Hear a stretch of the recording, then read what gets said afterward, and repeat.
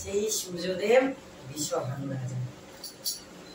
আপেক্ষিতে শ্রী সূর্যদেব হরির ভক্ত লাভে এই ব্রজরস আস্বাদনে যে প্রভুর লীলা নাকি বিস্তারিত হয়েছে, যে কৃষ্ণ রূপে সে যাবে বৃন্দাবনে, বৃন্দাবনে গিয়ে লীলা করবে। তার আস্বাদনে সবাই যাচ্ছে সে লীলা দেখার জন্য, শ্রবণ করার জন্য এবং আস্বাদন করার জন্য। ব্রজরস, ব্রজের সবচাইতে প্রসাদ কি? ব্রজরস। ব্রজরস কি? ব্রজের ধুলি। বৃন্দাবনের মহাপ্রসাদ ব্রজের ধুলি, ব্রজরস।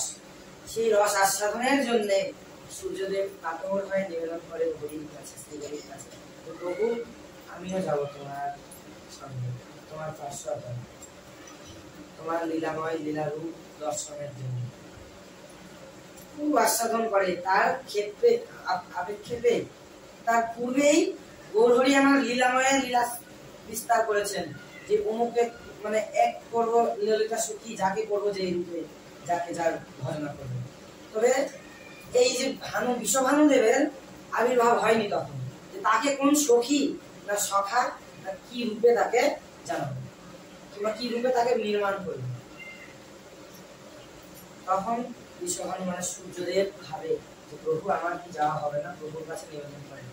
ভক্তের ভগবান আমার রূপ সুন্দর, ভক্ত মানুষ কি কখনো তুচ্ছ করতে পারে? তাই বিশ্বভানুকে পাঠালেন রাজত্ব করতে, রাজসাধন করতে বিশ্বভানু রাজার বাস্তানাতে, রাজবাস্তানার রাজার। আর তারই দিয়ে তার আস্বাদন আরেক ক্ষেপ ছিল যে মহালক্ষ্মী মানে তার পিতা হয়।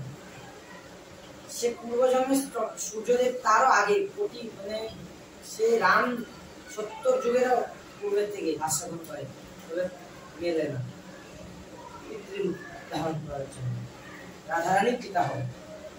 রাধারানীর যখন পিতৃরূপ আস্বাদন করে, রাধারানীর জন্ম হয়েছিলেন গর্ভদেবের, অনেক পুরাণে পাওয়া যায় রাধারানীর জন্ম বৃত্তান্ত 8টা দুটো না 8টা গ্রন্থে 8টা রূপে তার পিতৃরূপ মাতৃরূপ বর্ণনা করেছেন, কিন্তু সর্বক্ষেত্রেতেই ব্যাখ্যা দিয়েছেন বিশ্বভানু রূপেতে, বিশ্বভানুর গৃহে। তবে গর্ভমুনির গৃহে তার জন্ম বৃত্তান্ত লীলা করার কথা। গর্ভমুনির গৃহে যখন বৃত্তান্ত দেয়, তক্ষকে কৃষ্ণর আস্বাদনে সূর্যদেবের অনুরোধে রাধারানীকে বস্তানায় বিশ্বভানুর গৃহেতে পাঠানো হয়। পাঠানো হয় কেমন বৃত্তান্ততে? বিশ্বভানু রাজা এবং মাতা কলাবতী নাম, আর আরেক নামটা আমার স্মরণ হচ্ছে না, যাই হোক বুঝলাম কি যেন পদে কি যেন একটা নাম, যাই হোক। আর যে বললাম তার আগে অন্য করে দিলাম যে গানের ভাষায়, কথার ভাষায় অনেক কিছু ভুল হতে পারে, নামটা আমার স্মরণ নাই। তো সেই কলাবতী নামেতেই রাধারানীর মাতা আর বিশ্বভানু।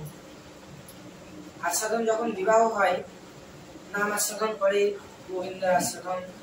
গোবিন্দ